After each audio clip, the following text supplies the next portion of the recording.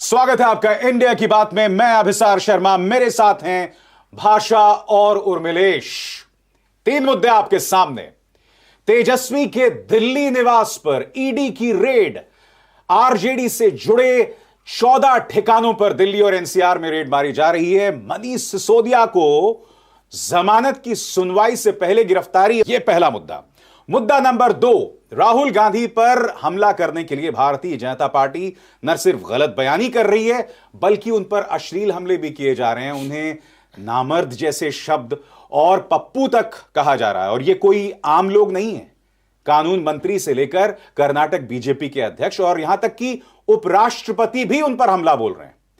और मुद्दा नंबर 3, यह अफवाह फैलाना कि तमिलनाडु में बिहार के मजदूरों को मौत के घाट उतार दिया गया, यह अफवाह कोई और नहीं, बीजेपी फैला रही है। तो इसका मकसद क्या है?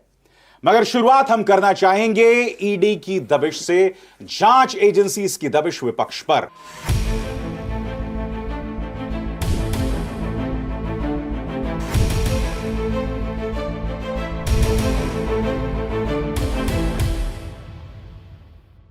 इस वक्त जब मैं आपसे बात कर रहा हूं तो करीब 15 ठिकानों पर ईडी रेड मार रही है। तेजस्वी यादव का जो दिल्ली निवास है, जहां उनकी गर्भवती पत्नी है, वहां पर भी जो ईडी रेड मार रही है। लालू प्रसाद यादव बीमार थे, फिर भी उनसे पूछताछ की गई। बात वहां नहीं रुक रही है दोस्तों। आज जमानत की सुनवाई से पहले ही मनीष सिसोदिया को कल गिरफ्तार कर लिया जाता है। तो ये तमाम चीजें हैं। और इसके अलावा केसीआर की बेटी के कविता से 11 मार्च को ईडी जो है वो पूछताछ करने वाली है। हो क्या रहा है ये सब? इस खबर का क्या है पंच? शुरुआत करना चाहेंगे हम उर्मिलेश से। अभिसार, लगता है कि संपूर्ण विपक्ष को अंदर कर दिया जाएगा और चुनौती विहीन एक राजनीति चाहिए भारतीय जनता पार्टी को। वो ये चाहती है कि 2024 से पहले कोई चुनौती देने वाला रह न जाए। इस मुद्दे पर क्या है आपका पंच? बताएं भाषा। देखिए अभिसार, मुझे लगता है कि अब बिल्कुल खुला खेल है और इस खुले खेल में मोदी जी की जो मंशा है विपक्षहीन भारत की, वह 2024 से पहले मुझे लगता है उसको अमली जामा पहनाने की पूरी तैयारी है और पूरी बेशर्म तैयारी है। और जिस तरह से विपक्षी नेता सामने आते हैं, साइन करके बोलते हैं, बयान देते हैं, अगले दिन से उन पर कार्रवाई हो जाती है। मामला साफ है। 2024 कौन कहां होगा इसके बारे में कोई क्यास नहीं लगाया जा सकता। अभिसार, क्या है इस पे आपका पंच? भारतीय जनता पार्टी के बेशर्म रंग, मान के चलिए दोस्तों कि दिसंबर जनवरी तक विपक्ष के एक बहुत बड़े नेता की गिरफ्तारी होने वाली है। प्रधानमंत्री नरेंद्र मोदी राम मंदिर के कपाट खोल रहे होंगे और समानांतर तौर पर विपक्ष का कोई नेता जेल में होगा। और भारतीय जनता पार्टी की राजनीति के लिहाज से देखिए तो इससे बेहतर तस्वीर उसके लिए नहीं हो सकती। चलिए चर्चा को आगे बढ़ाते हैं। मैं एक बात समझना चाहता हूं कि मतलब आप सोच को देखिए। आज मनीष सिसोदिया की जब हम बात कर रहे हैं, बेल का मामला आने वाला था सीबीआई से जुड़ा हुआ, मगर ईडी में आपने फंसा दिया। अब यहां 6 महीने से पहले निपटारा नहीं है, आप जानते हैं, क्योंकि ईडी को की पावर्स को लेकर भी कोर्ट में सुनवाई चल रही। शायद वो 19 मार्च को मामला आने वाला है। तो लगातार मनीष सिसोदिया पर दबाव। लालू प्रसाद यादव बीमार थे मगर उस बीमारी में आप उनसे पूछताछ कर रहे हैं। तेजस्वी यादव के दिल्ली के निवास स्थान पर आप ये तमाम चीजें कर रहे हैं। मुझे ऐसा लगता है भारत एक ऐसी स्थिति की ओर बढ़ रहा है जहां, जैसे कि मैंने अपने पंच में कहा, एक बड़े नेता की गिरफ्तारी होने वाली है। और यहां जो मैं आपको हिंट दे रहा हूं वो नेशनल हेराल्ड मामला दे रहा हूं। देखिए, मैं भविष्य क्या होगा मैं नहीं जानता और उस बारे में कुछ कहूंगा भी नहीं। लेकिन मुझे ये लगता है कि 2024 के चुनाव को जीतने के लिए मौजूदा जो निज़ाम है, मौजूदा जो सत्ताधारी लोग हैं, वो किसी हद तक जा सकते हैं। अब जैसे बिहार का आपने जिक्र किया, तेजस्वी के यहाँ अभी छापा पड़ रहा है। इसके पहले राबड़ी देवी के यहाँ छापा पड़ा, उनकी मां पर। इसके पहले छापा कहा गया लेकिन बाद में कहा गया कि पूछताछ हुई। फिर लालू प्रसाद जो सिंगापुर से सर्जरी करा कर लौटे हैं और जिनकी जो बहुत ही एक नाजुक सर्जरी है, उसमें इंतजार किया जा सकता था थोड़ा और, लेकिन आपने फौरन कहा कि नहीं हम तो पूछताछ करेंगे, ये आपसे भी कर लिया। तो इसका क्या मतलब हुआ? इसका मतलब हुआ कि कहीं ना कहीं इरादा आपका यह है कि 2024 से काफी पहले बिहार में किसी तरह सरकार को खत्म कर दिया जाए। यानी जेडीयू आरजेडी गठबंधन की सरकार के रहते हुए भारतीय जनता पार्टी बिहार की 40 सीटों में आधी सीट भी नहीं जीत पाएगी। इसका अनुमान प्रो बीजेपी सर्वेयर्स भी कर रहे हैं, जो बीजेपी के समर्थक सर्वे करने वाले लोग हैं। और वो क्या आप ये कह रहे हैं, क्या आप ये कह रहे हैं कि इन रेट्स के जरिए, क्योंकि मैंने एक चीज पे गौर किया, नीतीश कुमार बहुत मुखर नहीं है इस जांच को लेकर, क्या आपको लग रहा है इन रेट्स के जरिए नीतीश के मन में एक डाउट पैदा किया जाए जिसका परिणाम राजनीतिक दिखाई दे हमें? देखिए मैं राजनीतिक भविष्यवाणियों से बचने की कोशिश करता हूं एक जर्नलिस्ट होने के नाते, लेकिन मेरा यह कहना है कि आपको याद होगा 2015 का चुनाव बिहार में, 2015 के चुनाव के कुछ ही समय के बाद सरकार गिर गई थी, जो तेजस्वी यादव नीतीश कुमार जी की अगुवाई वाली तेजस्वी यादव के उप मुख्यमंत्रित्व वाली सरकार थी, दोनों का गठबंधन था। तो वो सरकार कैसे गिरी थी? इसी तरह के आरोप, इसी तरह के छापे, इसी तरह की चीजें चली थी। लेकिन कई बार इतिहास में कहा जाता है कि चीजें रिपीट नहीं होती हैं उसी तरह, यानी घटनाओं की पुनरावृत्ति हूबहू ऐसे नहीं होती है। इस लिहाज से तो बीजेपी बहुत क्रिएटिव है। हाँ। उनका दिमाग बहुत चलता है। हाँ। उस लिहाज से मैं भाषा एक चीज यहां पर बोलना चाहता हूं। देखिए, मैं जानता हूं कि उनका जो समर्थक वर्ग है, खासकर जो अंधभक्ति वाला समर्थक वर्ग है, वो इन चीजों को लेकर बहुत खुश हो रहा होगा। मोदी सरकार राजनीतिक तौर पर कहीं ना कहीं उन्हें भी केटर करती है, मगर यहां एक और सवाल उठना चाहिए। नारायण राणे मनी लॉन्ड्रिंग को लेकर मामले थे गायब। हेमंत बिस्व शर्मा, आपने एक बाकायदा बुकलेट तैयार की थी जब वो कांग्रेस में वो करते थे, गायब। शुवेंदु अधिकारी गायब। इसके अलावा जो तमाम बड़े बड़े नेता हैं उनके तमाम मामले गायब हो जाते हैं। तो ये भी तो सवाल है, क्योंकि देखिए अब हाँ, आप एक वॉशिंग मशीन है जहां जो भी आता है बैठता है वो साफ हो जाता है, धुल जाता है। मुझे लगता है कि लोकतंत्र में ये तो एक्सेप्ट हो गया है कि आप बीजेपी में चले जाएंगे तो आप क्लीन चिट हो जाएंगे।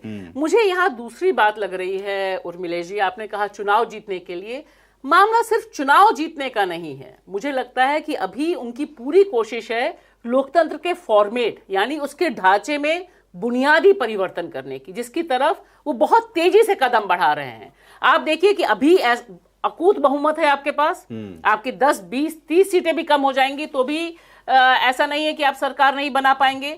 यहां मकसद बिल्कुल दूसरा है। यहां मकसद यह है कि 2024 से पहले वो ये स्थापित कर लेंगे कि हम ही हैं, सिर्फ अकेला, जो कहते हैं ना एक अकेला सब पे भारी, जो छाती पीट कर ऐसे ऐसे ठोक कर वो कह रहे थे पार्लियामेंट में। आप उसका इंप्लीमेंटेशन देखिए, उसका इंप्लीमेंटेशन, उसको जमीन पे उतारने के लिए वो क्या करते हैं कि तमाम विपक्षी दलों को, और यहां दिक्कत यह है कि लोकतंत्र में जो तमाम और कवच थे जो आपके पावर बैलेंस करते थे वो सब खत्म है। सारी एजेंसीज पूरे बेशर्म ढंग से, जो आपने कहा बेशर्म रंग, इससे ज्यादा बेशर्मी क्या होगी कि सीबीआई और ईडी एक साथ हो जाती है चुटकी बजाते हुए। मतलब जैसे बच्चों का खेल ना, ये सब हम बॉलीवुड में देखते थे कि ऐसा हो जाता है। ये मुझे लगता है कि एक नए नॉर्मल बन रहा है भारतीय लोकतंत्र का, जहां बुनियादी ढांचा विपक्ष के खिलाफ है। आपके पास मीडिया है, आपके पास संसद है, आपके पास विधानसभाएं हैं, सब कुछ है, सारा तंत्र है, लेकिन फिर भी उनको जरूरत है तेजस्वी पर दबिश की, मनीष सिसोदिया पे दबिश की, के कविता को बुलाकर सारा का सारा माहौल बनाना कि आप अगर वहां जाएंगे तो ठीक है।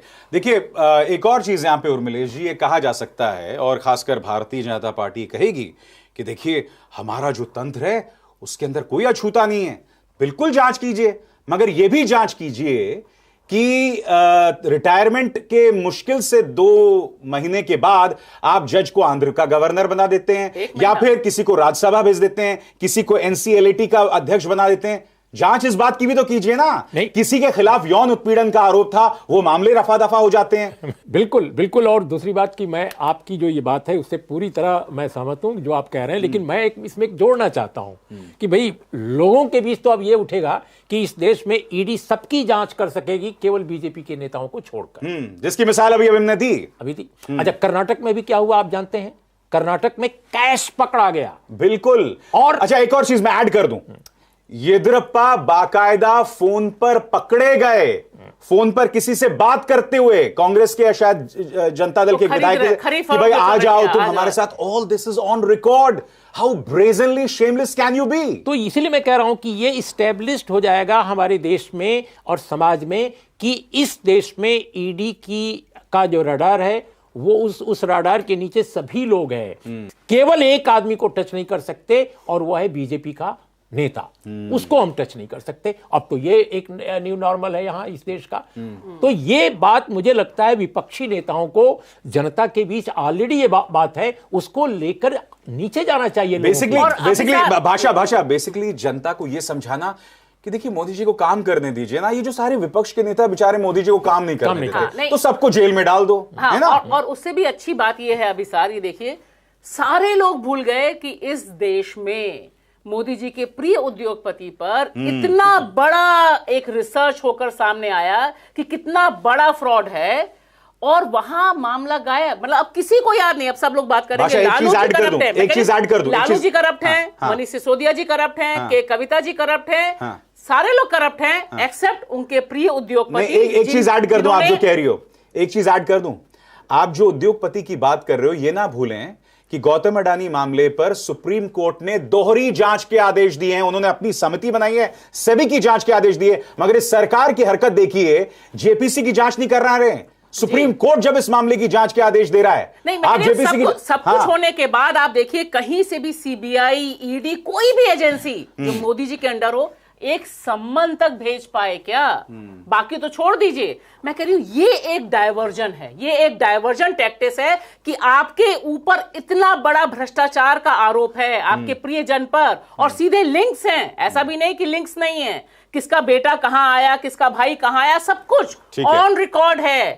लेकिन वहां भ्रष्टाचार नहीं है। भ्रष्टाचार लालू जी के पास 2004-2009 में पहुंच गए ईडी साहब और सीबीआई साहब। मैं एक और चीज बता दूं, इसकी मिसाल दूं, और तब मैं अपने दूसरे मुद्दे का रुख करूंगा।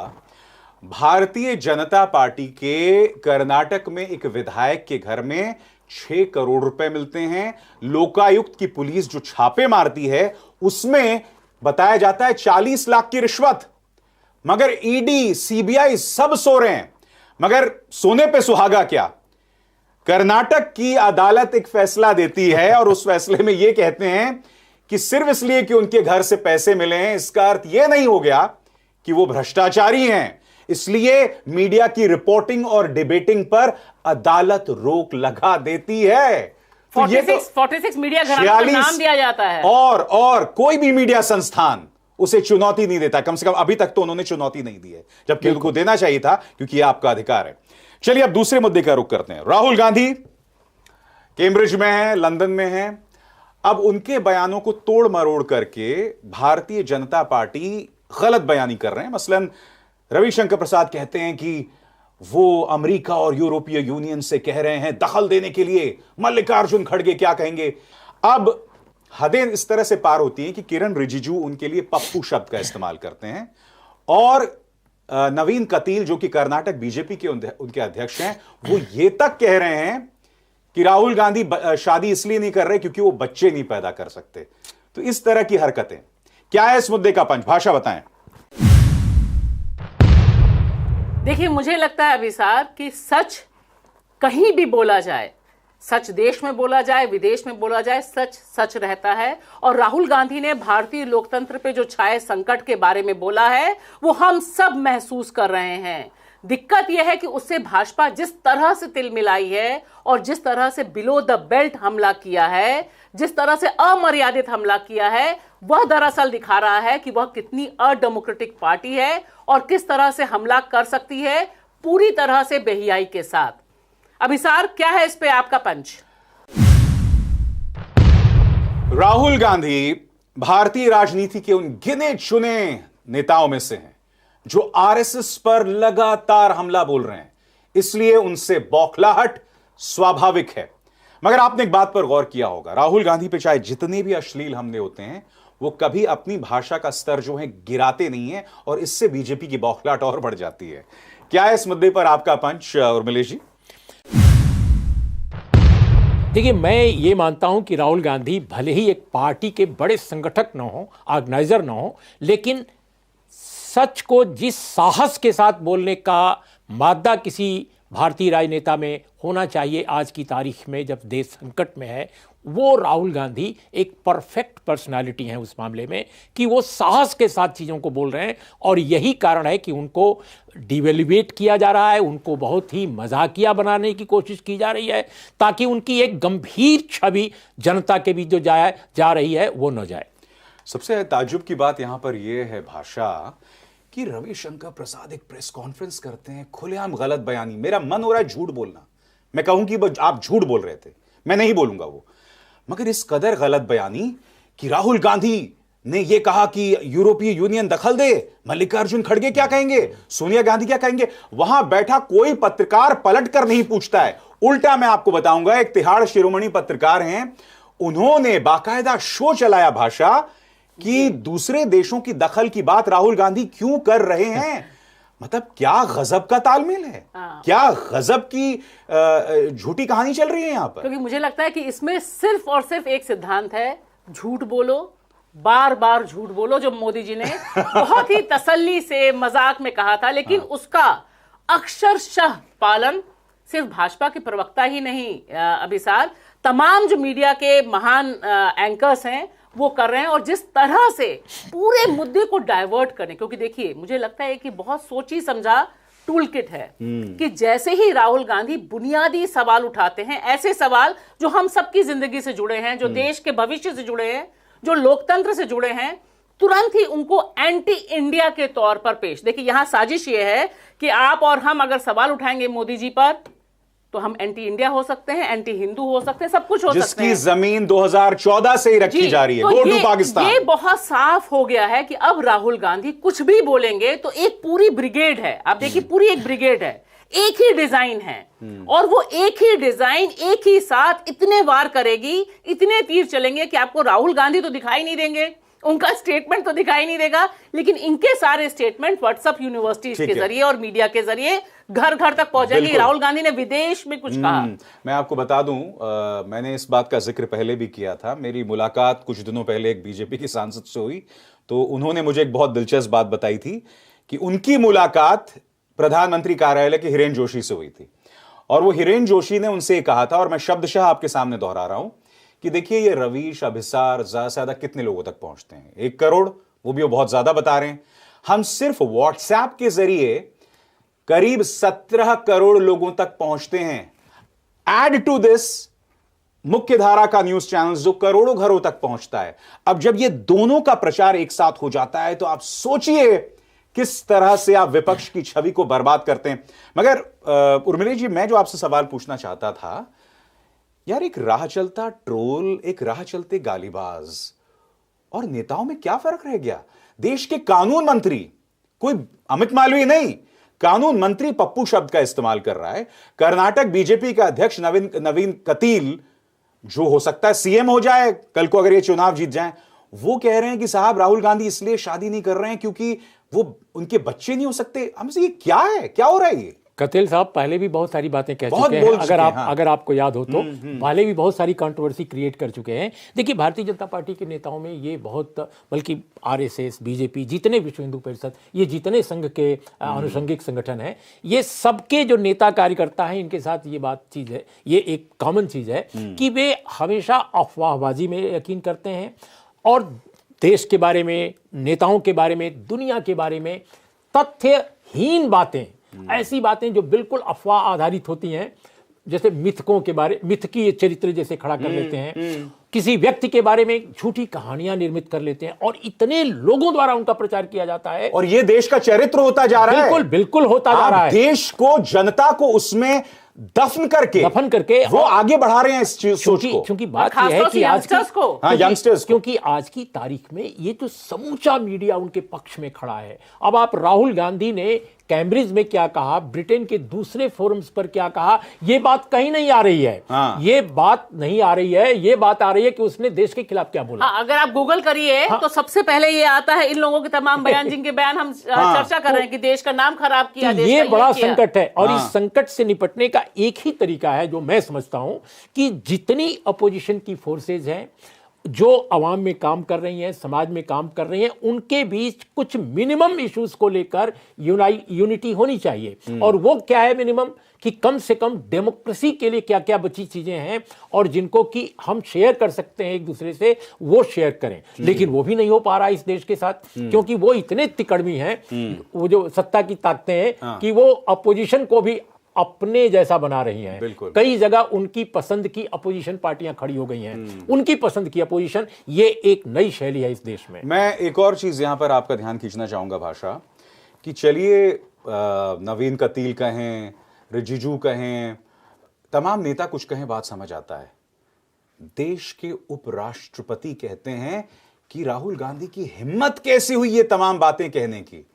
आपको याद होगा जब हिंडनबर्ग और अडानी का मामला आया था तो किस तरह से जगदीप धनखड़ राज्यसभा में खड़े हो गए थे गुस्सा होते हुए कि इन मामलों का जिक्र नहीं होगा।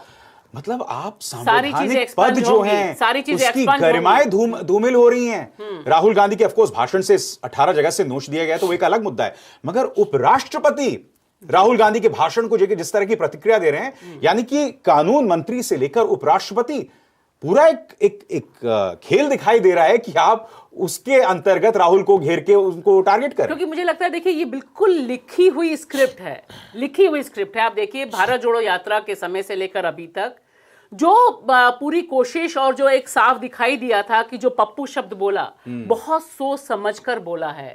ये ऐसे ही नहीं बोल दिया है किरण रिजिजू ने, सोच समझ के बोला है, क्योंकि उनको री इम्पोज करना है। उनको लगा अरे हमने इतनी मेहनत से 2014 से लेके अभी तक ये स्टिकर लगाया था राहुल गांधी के ऊपर, वो हट गया, अरे इसको दोबारा लगाओ। बिल्कुल। और इसके साथ साथ अब एक नया भी तो जुमला चाहिए। तो आपने ये जुमला किया कि ये देश के खिलाफ, देश की छवि। अब कितनी हैरानी की बात है, देश से जो भी प्यार करेगा वो चाहेगा कि उसका देश सही दिशा में आगे बढ़े। हाँ। वतन से प्रेम का मतलब क्या और है? वो क्रिटिक से होता है, बिना आलोचना के। देश बेहतर होता है आलोचना से, बिना आलोचना के, बिना गलत टेंडेंसीज को कम किए उन पर सवाल उठाए आप देश से प्रेम कैसे करेंगे? देश प्रेम का मतलब ये तो नहीं कि आप लिंचिंग को प्रमोट करने लग जाएंगे। तो बुनियादी सवाल जो हैं, इसीलिए देखिए जब सिएटल में एक छोटा सा शहर जो कास्ट पर करता है इंटरवेंशन, यहां पर ऑर्गेनाइजर लिखता है कि ये हिंदू फोबिक है।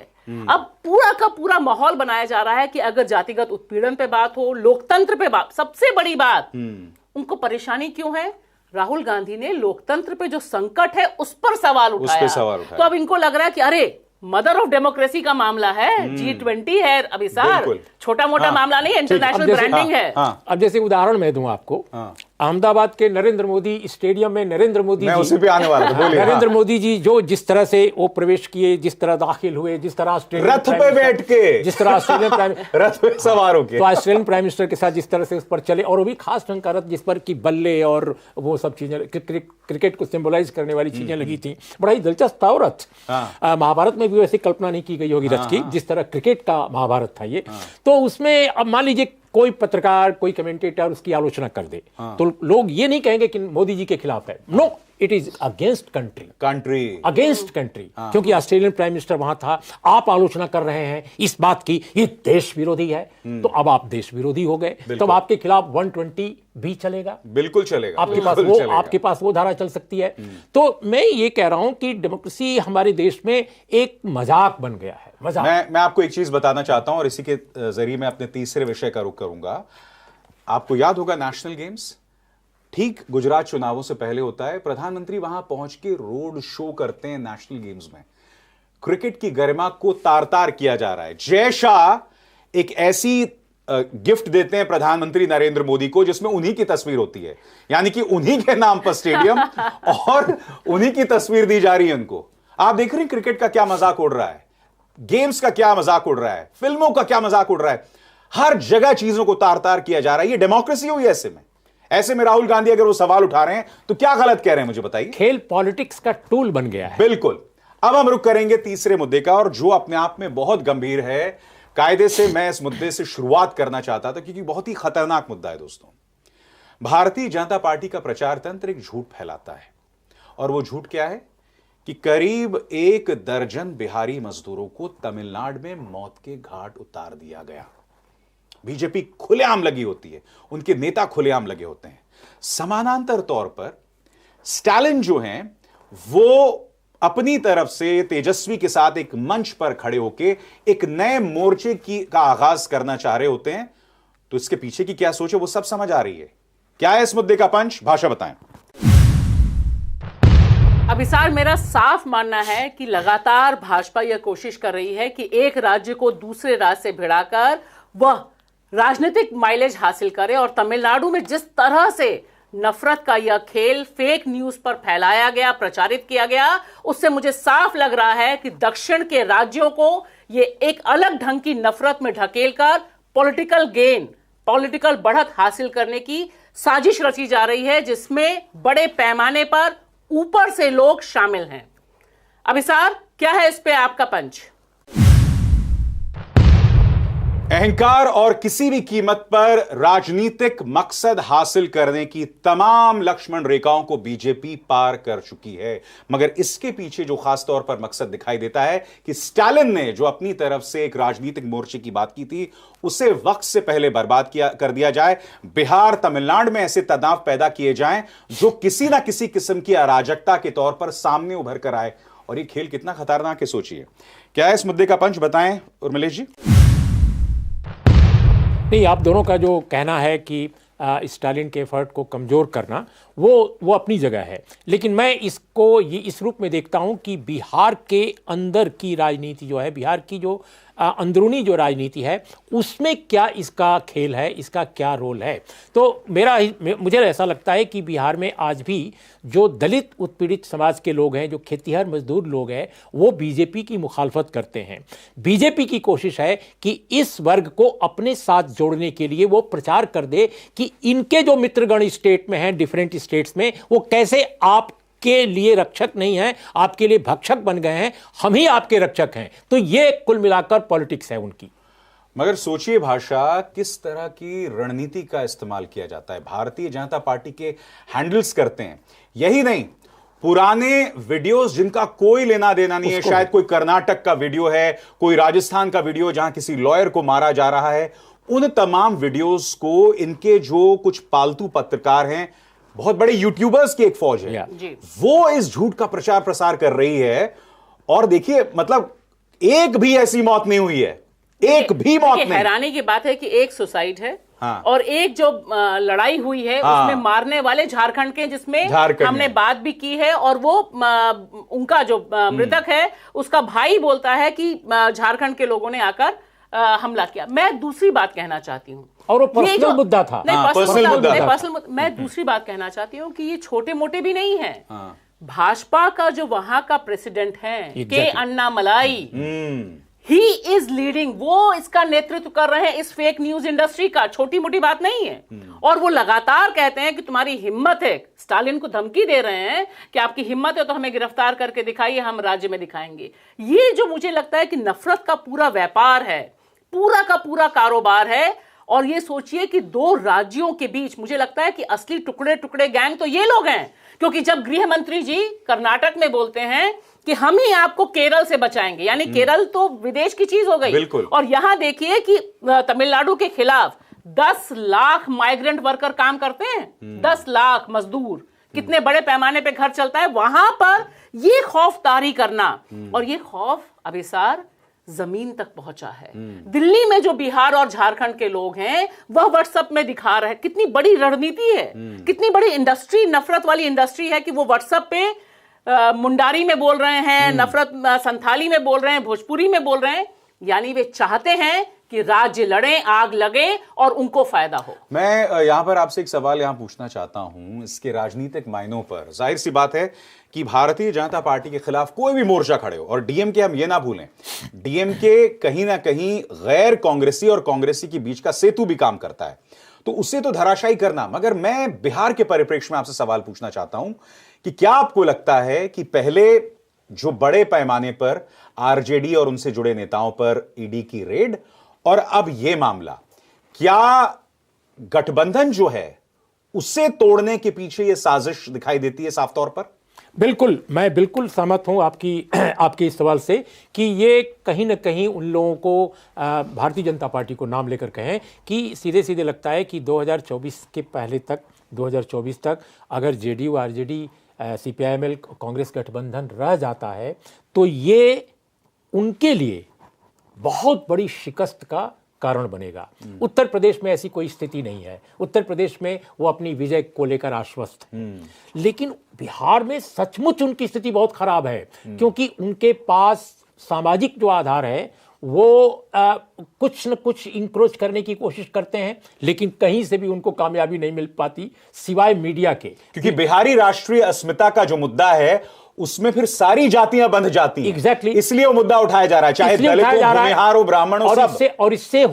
इससे उनको ये लगता है कि हम जो खेतिहर मजदूर लोग हैं, जो गरीब लोग हैं, उनके भी सिंपैथी थोड़ी पैदा कर लें, क्योंकि बीजेपी की जो इमेज है बिहार में वो गरीब विरोधी है।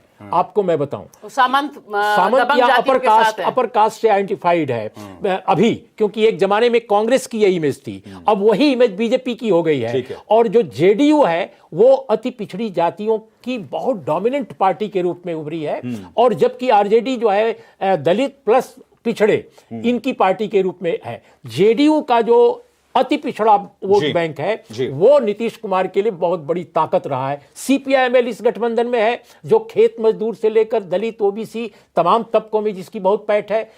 कांग्रेस जो है उतनी मजबूत शक्ति नहीं है, या वो उस तरह से उभरती हुई शक्ति बिल्कुल नहीं है। तो ये तीन जो पॉलिटिकल पार्टीज हैं, मेजर पॉलिटिकल पार्टीज, मैं समझता हूं बीजेपी के लिए बड़ा सिर दर्द है, और इसीलिए वो चाहते हैं कि हर कीमत पर यह गठबंधन।